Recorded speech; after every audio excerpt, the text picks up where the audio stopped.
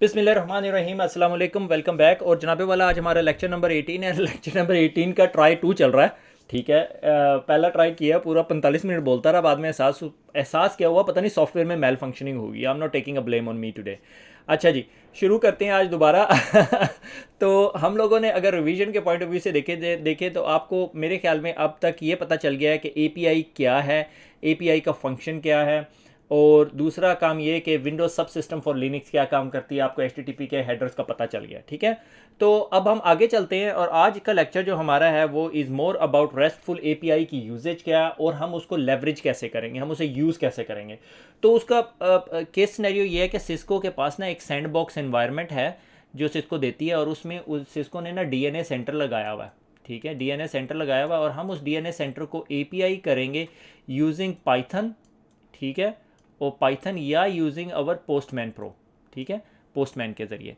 तो ये दो काम आज हम लोगों ने करने हैं और हम थोड़ा सा देखेंगे कि एपीआई में अथेंटिकेशन कैसे काम करती है। ठीक है, तो एक्चुअली टॉपिक जो सा आज हमारा इंट्रोडक्शन टू एपीआई पूरा हो जाएगा और हम मोस्टली जंप कर लेंगे नेक्सस ओएस प्रोग्रामेबिलिटी के पॉइंट ऑफ व्यू से। ठीक है, और हम लोगों ने ये डायग्राम ऑलरेडी देखी हुई है। हमने देखा कि एपीआई जो है हमारी ओवर हाई लेवल पे बैठती है और ये सॉर्ट ऑफ ये रिजीम कवर करती है, और उसके बाद हमारे पास एनकोडिंग आ जाती है जिसमें हम एक्सएमएल और जेसन यूज़ करते हैं, और उसके बाद हमारे पास ट्रांसपोर्ट प्रोटोकॉल है, एसएसएल, टीएलएस और एचटीटीपीएस, और मोस्टली जो एपीआईज हैं लेवरेजेस एचटीटीपी। और उसके बाद हमारे पास डाटा मॉडल आ जाता है जिसे हम यांग कहते हैं, या डिफरेंट और डाटा मॉडल्स भी हैं। मुझे इस टाइम ज़हन में नहीं आ रहा कोई और डाटा मॉडल, मगर हैं डाटा मॉडल्स, मगर मोस्टली यांग के ऊपर बेस करती हैं।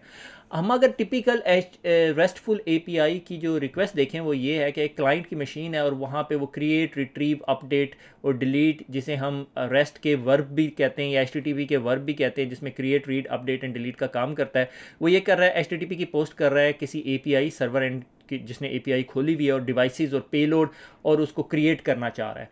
और इसमें जो इस ब्लू लाइन के अंदर वो रिट्रीव कर रहा है लिस्ट ऑफ डिवाइसेस। यहाँ पे कुछ यूँ लग रहा है कि ये अपडेट कर रहा है कोई इन्फॉर्मेशन विद द पेलोड, उसने पेलोड लगाया हुआ है, देख रहे हैं यहाँ पे। ठीक है, राइट और अपडेट के अंदर हमेशा पेलोड हो रहा होता है कि आप करवाना क्या चाह रहे हो। और उसके बाद जो से हम उसके अंदर चले जाते हैं डिलीट का फंक्शन। ठीक है, इसकी अगर आपके पास कुछ सिंपल एग्जांपल ली जाए कि आप लूप बैक इंटरफेस क्रिएट करना चाह रहे हो या एक और इंटरफेस क्रिएट करना चाह रहे हो, सब इंटरफेसेस क्रिएट करना चाह रहे हो, they are all example of creation. उसके बाद आपके पास आ जाता है रिट्रीव, कि रनिंग कॉन्फ़िगरेशन आपको रिट्रीव करना चाहते हो तो आप रिट्रीव कर सकते हो।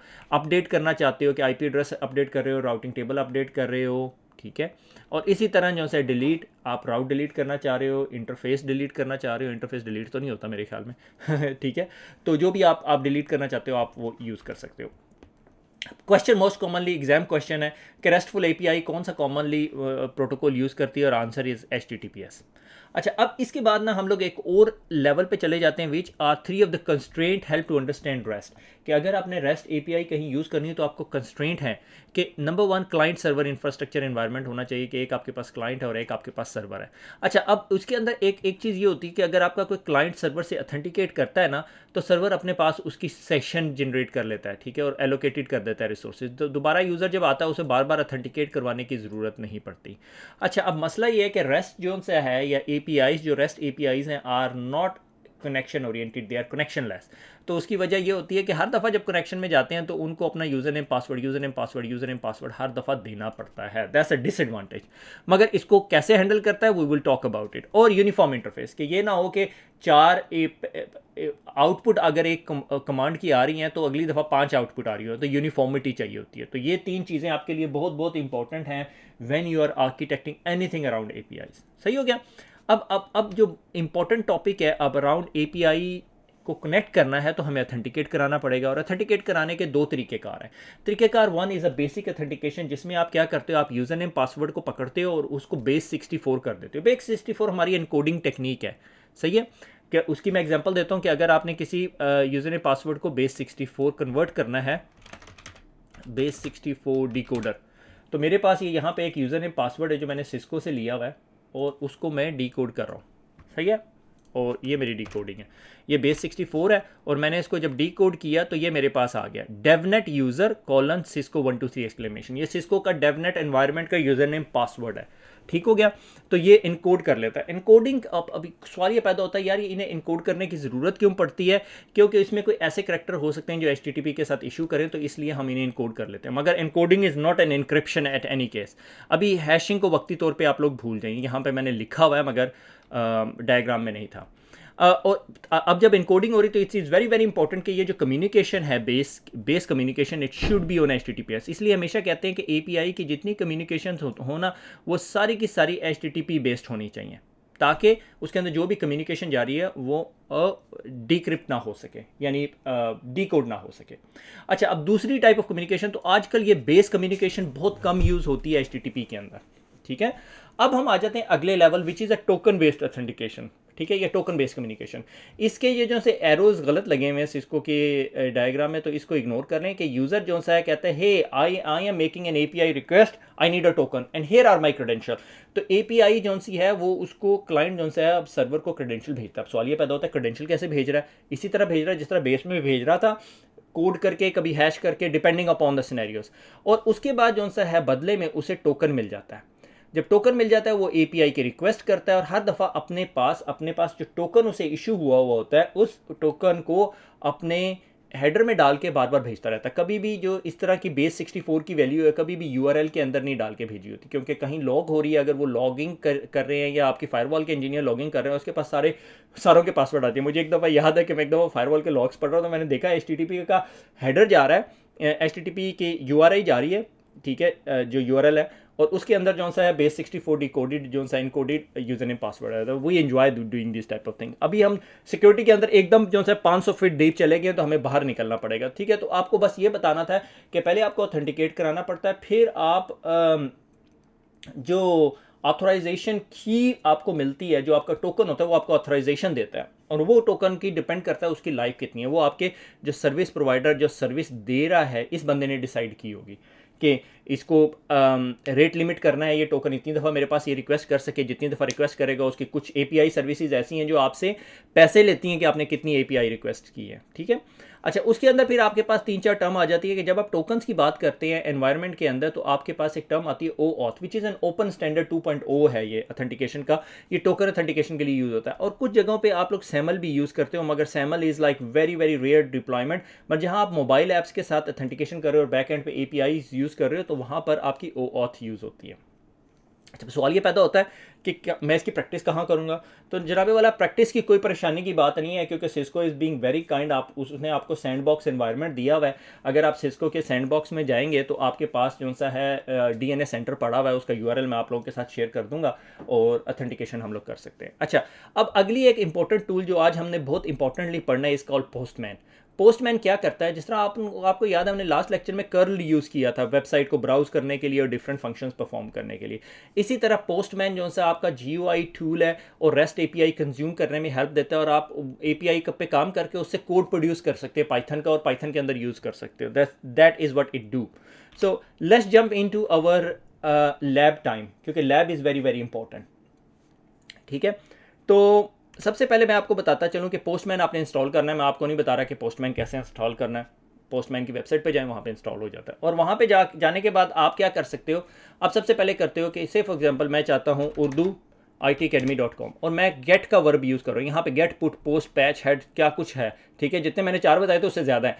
और जिस तरह मैं इसको सेंड करता हूँ तो ये मुझे रिप्लाई देता है स्टेटस 200 ओके, इतने टाइम फ्रेम के अंदर इसने DNS लुकअप किया, ये सारा कुछ किया, और 419 मिली सेकेंड्स उसको टोटल लगे प्रोसेस के अंदर, और उसके इतने साइज़ का डाटा आपके पास आ गया। अच्छा, आप इसको किसी और एंगल से भी देख सकते हो।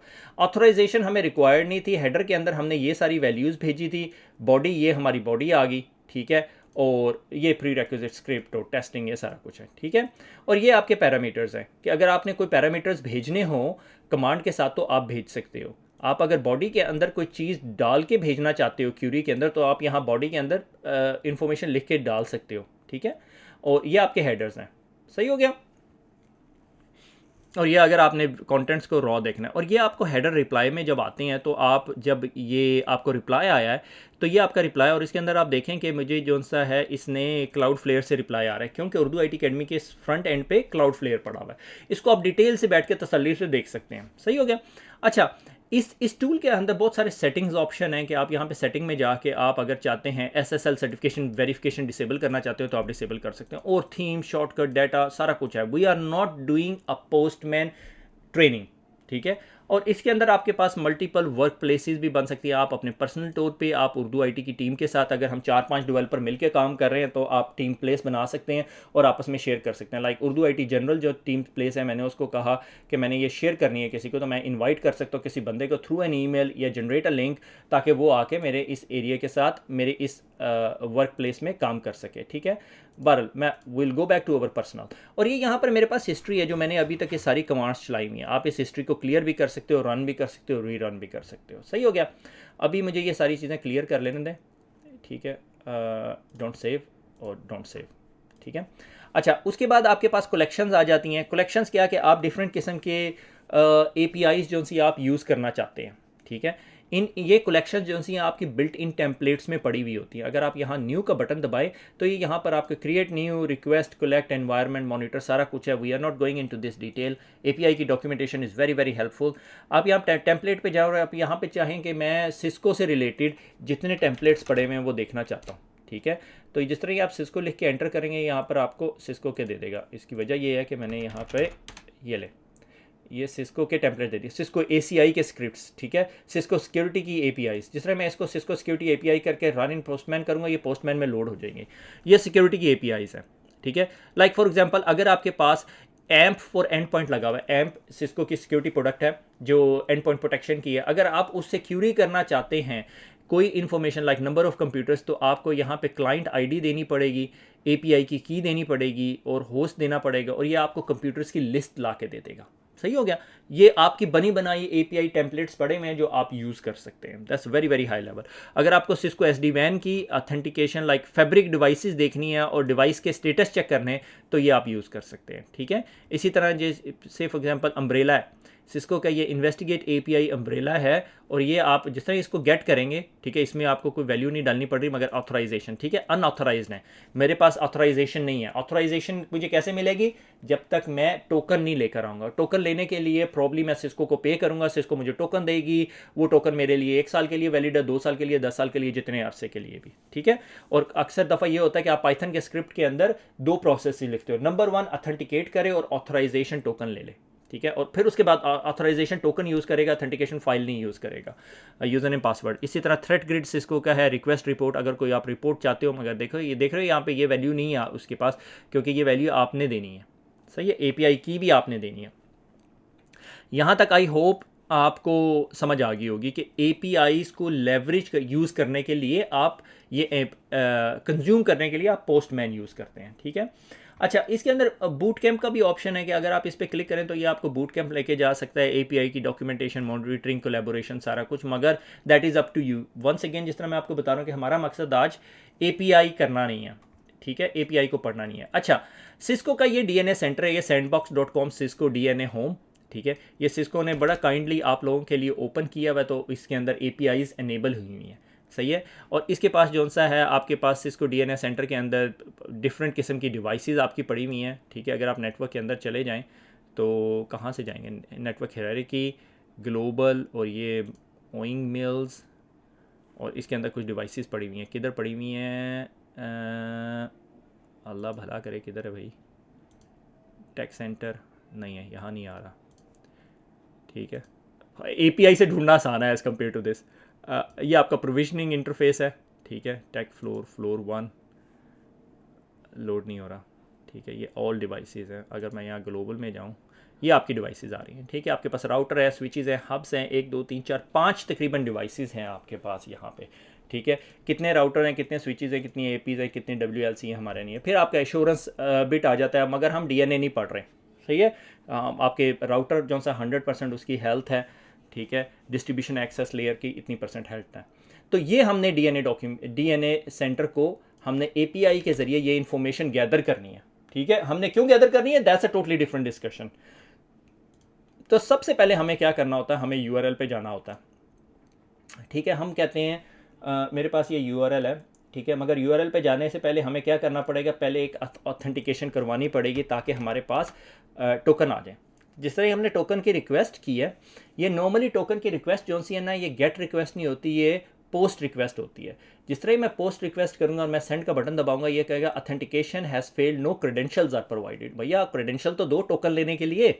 तो भाई अब मैंने क्या करना है, मुझे याद है आपने वो बेस 64 मैंने एक कोड बनाया था, तो मुझे क्या करना पड़ेगा, वो वैल्यू लेके मुझे ऑथराइजेशन रिक्वेस्ट करनी पड़ेगी कि भैया मेरे पास ये पासवर्ड है, यूज़र ने पासवर्ड है, और मुझे भैया ये इन्फॉर्मेशन दो। तो मैं हेडर के अंदर जाऊँगा, ठीक है, और ये यहाँ पे मैं एक वैल्यू एंटर करूँगा, मैं उसे कहूँगा ऑथराइजेशन, और यहाँ पर मैं वो बेस 64 जो कोड है, वो जो यूज़र ने पासवर्ड का जो कोड था वो दे दूँगा। इसको एक और तरीके से भी किया जा सकता है कि आप बॉडी के अंदर जाके और रॉ के अंदर जाके यहाँ यूज़र ने पासवर्ड एंटर कर दें, मगर that's the way how Cisco suggest you to do it. मगर मुझे पता है ये दो तरीके से। जिस तरह मैं इसको सेंड करूँगा, वाला ये देखें मेरे पास क्या आ गया, मेरे पास टोकन आ गया।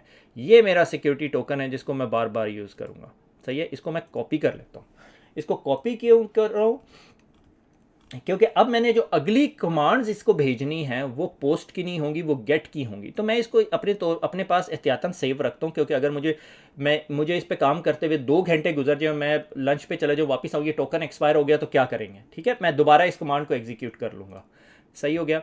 तो मैं ये यहाँ पर जाता हूँ और मैं यहाँ पे जाके मैं इसको कहता हूँ गेट, और यूआरएल मैं अभी बाद में डालता हूँ, मगर मैं क्या करता हूँ, हेडर के अंदर जाता हूँ और यहाँ पर एक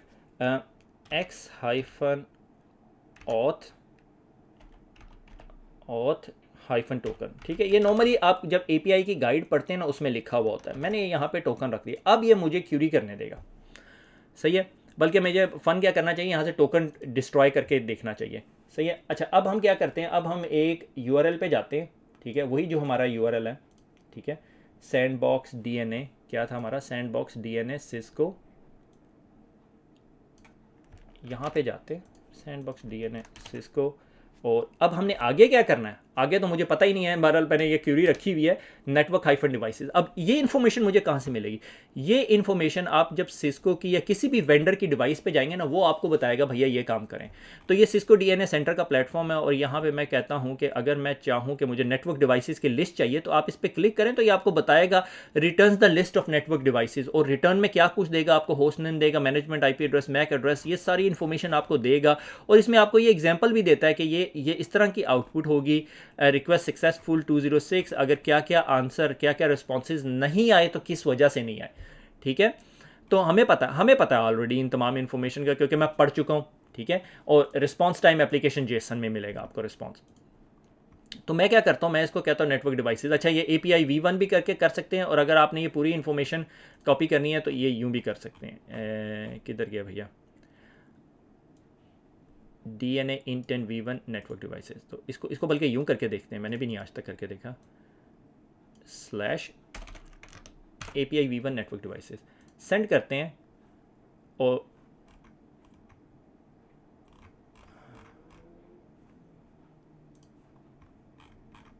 ये मुझे आउटपुट दिया उसने,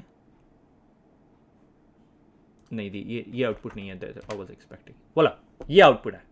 ठीक है, ये मेरे पास आउटपुट आ गई आपकी। अब देख रहे हैं मुझे कितनी डिवाइसेस की इन्फॉर्मेशन मिली है, 2 3 4 और 5 डिवाइसेस। ठीक है, ये यहाँ से मैं कैप्चर कर रहा हूँ कि ये डिवाइस चेंज हो रही है। सही हो गया, ये मेरे पास 5 डिवाइसेस की इन्फॉर्मेशन आ गई, और बहुत ज़बरदस्त इन्फॉर्मेशन आ गई। अगर मैं यहाँ हेडर में जाके ये टोकन की 2 वैल्यूज़ ई कोड आके देखते हैं, फिर देखते हैं क्या होता है। ठीक है, बैड टोकन आ गया क्योंकि अथेंटिकेशन नहीं थी। ई दोबारा डाल देते हैं, सेंड का बटन दबाते हैं, ये वाला आपके पास टोकन आ गया है। ठीक है, ये आपका काम कर रहा है। अच्छा, ये तो हो गया, हमने क्यूरी कर ली। अब हम चाहते हैं कि यार क्यूरी थोड़ी सी डिफरेंट हो। लाइक मैं कहता हूँ काउंट चाहिए मुझे, नेटवर्क डिवाइस काउंट होगा यहाँ पे कहीं ना कहीं, इंटरफेस काउंट है, मगर ये चलो इंटरफेस काउंट लगा के देखते हैं। ठीक है, कि इंटरफेस काउंट मुझे क्या दे रहा है, return the count of interface of all the devices, तमाम डिवाइसेस के इंटरफेस काउंट ला के देता है। सही है, और इसको मैं यहाँ से यूँ कर लेता हूँ, और ये मैं काउंट करता हूँ तो मुझे बता रहा है 153 इंटरफेसेस हैं इसके पास। सही है, और यहाँ पर मैं हिस्ट्री में जाऊँ तो मुझे ये सारे कमांड्स जो सी मैं चला रहा हूँ, ये सारी की सारी दिखा रहा है मुझे बारी बारी। ठीक है, अगर मैं इसको दोबारा सेंड करूँ तो ये मुझे आउटपुट दे रहा है। सही हो गया, ये हिस्ट्री होगी। अच्छा, अब यहाँ से मैं एक और स्टेप आगे जाता हूँ। एक और स्टेप ये कि यार अब मैंने इस कोड को कैसे यूज़ करूँगा, मैंने अपनी पाइथन में यूज़ तो करना है। तो मैं क्या करता हूँ, मैं यहाँ पे कोड का बटन दबाता हूँ, और मैं इसको कहता हूँ कि ये जी पाइथन की रिक्वेस्ट में बना दे। तो ये देखें, import request URL payload empty payload है और ये हेडर है, और response dot request dot response get URL data payload, और ये यहाँ पे आपको प्रिंट आउट करके दे रहा है। ये उसने पूरी की पूरी क्यूरी बना दी आपको। सही हो गया। तो ये जो क्यूरीज हैं ये मैंने ना कॉपी करके अपने पास रखी हुई है कोड बना के। तो let's go into our code and see. मगर मैं एक टोकन कॉपी कर लूँ, क्योंकि मुझे लग रहा है कि ये क्यूरी जो सी मैंने काफ़ी देर पहले बनाई थी, तो ये टोकन एक्सपायर हुए होंगे, हुए हुए होंगे। ठीक है, तो किड्स पाइथन में जाते हैं, किड्स पाइथन में, और ये आपका API का फोल्डर है, और ये मेरी API है ये। बल्कि मैं ना सुबह बैठा एक और कोड बना रहा था। ये सिस्को का सैंडबॉक्स है, APKM का बहुत पुराना सैंडबॉक्स है, और इसमें देखें ये पेलोड के अंदर यूज़र नेम और पासवर्ड भेज रहा है, यूज़र नेम डेवनेट और पासवर्ड सिस्को, और जो हेडर है उसके बाद उसको वो कुकीज़ के अंदर जो उसको रिप्लाई देता है, ठीक है, टोकन देता है। Let's run this one and see what it do. ये एग्जैक्टली वही काम कर रहा है जो हमने मैनुअली अपना टोकन लेने के लिए किया। ठीक है, अगर मैं API.python करूं तो ये बदले में मुझे जो सा एक टोकन दे देगा, सर्विस टिकट जिसे हम कह रहे हैं। ये टिकट ले जाके मैं बार बार यूज़ कर सकता हूँ। ये देखा, idle time out, session time out, ये इतने सेकंड्स इसका सेशन टाइम आउट है, इतनी देर के बाद ये टोकन ज़ाया हो जाएगा। मगर ये APKM का है, इसलिए हम इसके बारे में ज़्यादा परेशान नहीं होंगे। हम चलते हैं हम devices.python इंपोर्ट रिक्वेस्ट। मैंने कहा यही जो क्यूरी हमने बात की, टोकन है इसके पास, URL और लोड दिखा दे हमें डिवाइसेस का। ये पाइथन के कोड से हम वही काम कर रहे हैं जो हम पोस्टमैन प्रो से कर रहे थे। तो मैं यहाँ कमांड प्रॉम्प्ट पे वापस जाता हूँ, ये मेरी पिछली कमांड्स चली हुई हैं। ठीक है, पाइथन, जब वो मेरा लेक्चर सक्सेसफुल नहीं रहा, पाइथन device.py, और देख रहे हैं वाला टोकन एक्सपायर हो गया। उसकी वजह क्या है कि ये टोकन मुझे काफ़ी देर पहले मिला था। तो मैं क्या करता हूँ, मैं इस लाइन को डिलीट कर देता हूँ, और इसकी जगह वो जो टोकन मैंने तेरी टोकन कॉपी किया था वो टोकन इस्तेमाल करूँगा। ठीक है, ये मेरा टोकन है। सही हो गया। इसको वापस लेके जाते हैं और ये यहाँ पे इसमें टोकन पेस्ट कर देते हैं, Ctrl+S करते हैं। अब रन करके देखते हैं चलेगा या नहीं। ठीक है, बोला ये मेरे पास तमाम इन्फॉर्मेशन आ गया। अब ये इन्फॉर्मेशन बहुत क्लीन नहीं है, मैंने इस इन्फॉर्मेशन को मजीद क्लीन करना है। मजीद क्लीन करने के लिए हमारे पास एक और अगला कोड है जो कि मैंने सिस्को की ही गिट रेपो से उठाया, और इस very very good code. I would suggest you read through it, और बड़ी डिटेल में। जिस तरह हमने बताया था कि एक जो कोड होता है वो we don't expect it to be sitting in one place. ठीक है, एक फाइल के अंदर नहीं होता, मॉड्यूलर होता है। तो ये मॉड्यूलर कोड पड़ा हुआ है। ठीक है, कहाँ पर ऑथेंटिकेशन इन्फॉर्मेशन पड़ी हुई है, क्योंकि यहाँ पर आप देख रहे हैं ये सारी इन्फॉर्मेशन इंपोर्ट करके लेकर आ रहा है, मगर इसके अंदर हम नहीं कर रहे। उसकी वजह ये है कि it's not a best practice to hard code a token inside it, क्योंकि ये टोकन तो एक्सपायर हो जाएगा। तो इसीलिए इस बेस्ट प्रैक्टिस ये है कि हर दफ़ा ऑथेंटिकेट करके टोकन लिया जाए और टोकन को फिर यूज़ किया जाए। सही हो गया।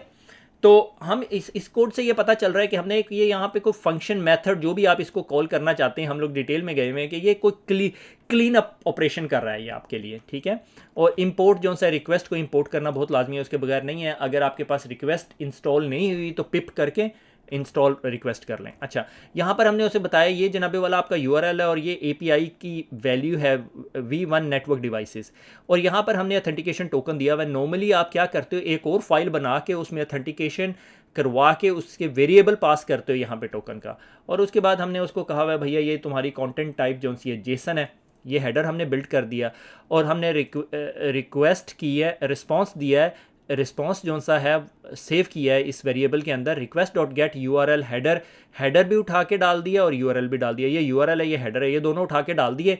और अब जो रिस्पॉन्स आएगा वो हमने इसमें सेव कर लिया और डिवाइस लिस्ट डॉट रिस्पॉन्स में डाल दिया, और इसको थोड़ा प्रीटी प्रिंटिंग करा के दे दी। इसमें थोड़े से एरर आएंगे, मगर हम चला के देखते हैं क्या बनता है हमारा। डिवाइस एक्स, और ये वेरी गुड। हमें आउटपुट क्यों नहीं आई? आउटपुट इसलिए नहीं आई, क्यों नहीं आई आउटपुट? नेटवर्क डिवाइस,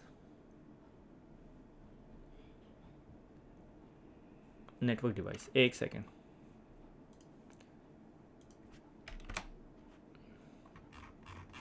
पांच devices, V1 network device, token हमारा ऑथेंटिकेट हो गया, हेडर है, रिस्पॉन्स है, डिवाइस लिस्ट है, Jason capture the data from a controller, print device list करना चाहिए इसे।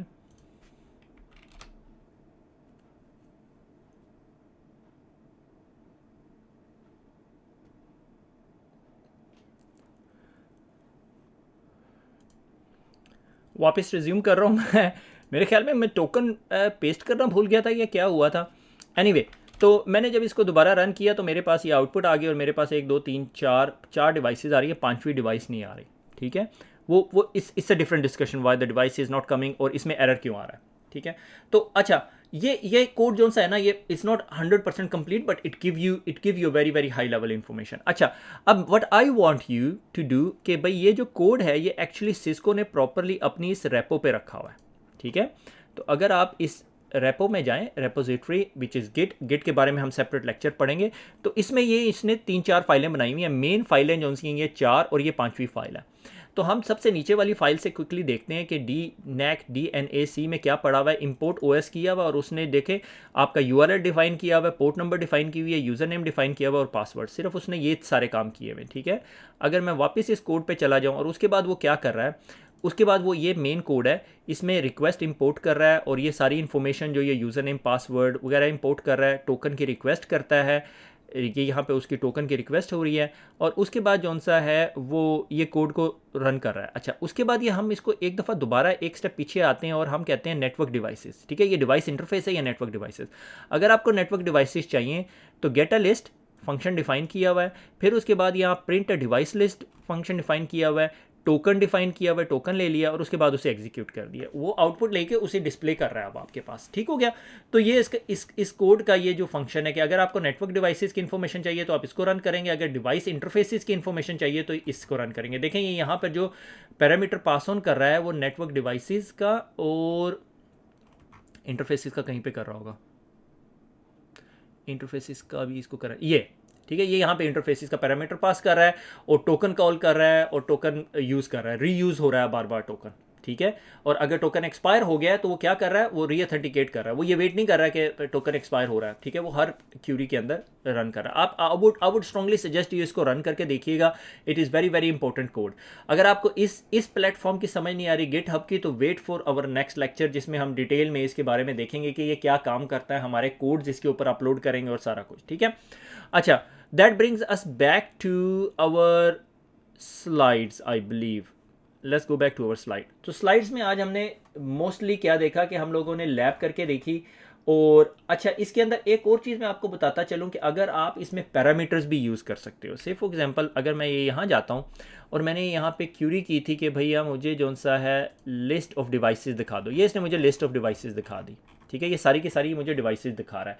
अगर मैं चाहूँ कि मुझे यार थोड़ी सी स्पेसिफिक डिवाइसेस देखनी है, से फॉर एग्जांपल मैं ये यहाँ पे एक डिवाइस पकड़ लेता हूँ, ये डिवाइस है मेरी, और इसको फ़िल्टर करते हैं मैनेजमेंट आईपी एड्रेस की बेस पे। चलो मैनेजमेंट आईपी एड्रेस की बेस पे फ़िल्टर करना चाहता हूँ कि मैं चाहता हूँ कि मुझे सिर्फ वो डिवाइसेस दिखाएं जिनके मैनेजमेंट आईपी एड्रेस की वैल्यू हो 10.10.22.253। ठीक है, और मैं जब सेंड करूँगा तो जो मुझे आउटपुट रिजल्ट आएगा वो सिर्फ एक डिवाइस आएगी। याद है 6 किलोबाइट का रिजल्ट आ रहा था, अब ये 1.8 किलोबाइट का, जिसमें सिर्फ एक डिवाइस की इन्फॉर्मेशन है। ये कुकीज़ के अंदर जो इन्फॉर्मेशन उन्होंने वैल्यू स्टोर की हुई है, ये तमाम हेडर्स की वैल्यू जो जब आप रिक्वेस्ट करते हो तो आपको रिस्पॉन्स आ रहा होता है। ठीक हो गया, और ये देखें इंजन सर्वर इसके पास लगा हुआ है, इंजन एक्स सर्वर। सही है, एक्चुअली इससे यहाँ से ये पता चलता है कि ये जो सिस्को का डीएनए सर्वर है ये बैक एंड पे इंजन एक्स सर्वर चल रहा है। सही हो गया, तो ये जो सा बहुत हाई लेवल हम लोगों ने क्या किया, हमने पावर बीआई कह रहा हूँ, हमने जो सा है APIs को लेवरेज करने की कोशिश की है यूजिंग आवर पोस्टमैन टूल। और हमने सिस्को का डीएनए सेंटर को हमने API से कनेक्ट किया, उससे टोकन रिसीव किया, टोकन रिसीव करके उस टोकन के ज़रिए हमने मल्टीपल API क्यूरीज़ की हैं। और हमें कैसे पता कौन कौन सी क्यूरीज़ करनी है, जो कि सिस्को ने अपनी गाइड के अंदर दी हुई हैं। ये यहाँ पे जितनी क्यूरीज़ पड़ी हुई हैं सारी आप प्ले कर सकते हो। I don't know if you can put it और नॉट, क्योंकि पुट की परमिशन के लिए आपको मोर वेरिएबल्स चाहिए होंगे, मोर राइट्स चाहिए होंगे। ठीक है, नेटवर्क डिवाइस सीरियल नंबर्स, तो ये आपको नेटवर्क डिवाइसेस के सीरियल नंबर्स ला के दे देगी। ठीक है, ये सारी APIs सिस्को ने आपके लिए एक्सपोज की हुई हैं, site design, network settings, device SDA। यानी ये जब आप अब हार्डकोर काम करने लगें तो आप इसको लर्न करेंगे, इसको मेमोराइज करने की आपको हरगिज़ ज़रूरत नहीं है। ठीक हो गया, तो आई होप आज का lecture was really helpful for you. अगर हम इसको क्विकली समराइज़ करें तो हमने क्या देखा, हमने अब API पढ़ ली, हमें समझ आ गई API क्या होती है। API सिस्को ने डीएनए सेंटर की एक्सपोज की हुई थी, हमने उस API को यूजिंग पाइथन भी क्यूरी किया और यूजिंग पोस्टमैन प्रो भी क्यूरी की और हमने देखा कि पोस्टमैन प्रो पे अगर आप एक दफ़ा टेस्टिंग कर लें तो आप उस क्यूरी को बार बार कॉल कर सकते हैं। फिर हमने गिट की, सिस्को की एक रेपो देखी जिसके अंदर हम डिटेल से देखते हैं कि आप मल्टीपल फाइल्स के अंदर डिफरेंट इन्फॉर्मेशन रखते हैं और उस फाइल को की इन्फॉर्मेशन शेयर कराते हैं। यहाँ पर अब इस लेवल पे आके 19वें लेक्चर पे मैं आपको दोबारा नहीं बताऊंगा ये फाइल में से क्यूरी कैसे करने हैं। अगर आपने पीछे 16-17 लेक्चर पढ़े हुए तो आपको ये सारी इन्फॉर्मेशन पड़ी हुई है और आप सही होमवर्क करते रहे। तो homework for you right now is कि ये जो रेपो मैंने आप लोगों के साथ शेयर की है उसका उसका लिंक मेरे ख्याल में नीचे पड़ा हुआ है, मैं डिस्क्रिप्शन में भी डाल दूंगा वीडियो में नीचे, ये यहाँ पे, तो आप यहाँ से भी देख सकते हैं। ठीक है, खुश रहें, दुआओं में याद रखिएगा, फिर मुलाकात होगी। अल्लाह हाफिज़।